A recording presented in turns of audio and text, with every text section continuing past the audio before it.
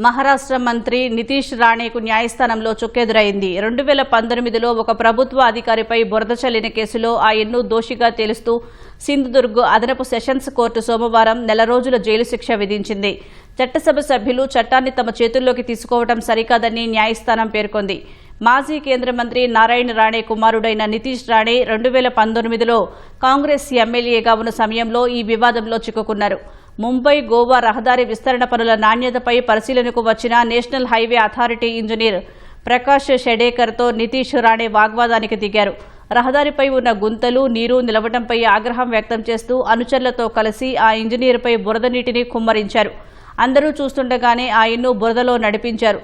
తాజాగా ఈ కేసులో నితీష్ రాణేకు శిక్ష విధించిన న్యాయస్థానం ప్రజా సమస్యలపై గళం విప్పడం మంచిదే అయినా విధి నిర్వహణలో ఉన్న ప్రభుత్వ అధికారిని అవమానించే హక్కు ఎవరికీ లేదని తేల్చి చెప్పింది.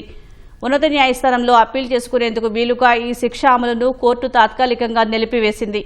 ఈ కేసులో నిందితులుగా ఉన్న 29 మందిని తగిన ఆధారాలు లేవని కారణంగా నిర్దోషులుగా ప్రకటించింది.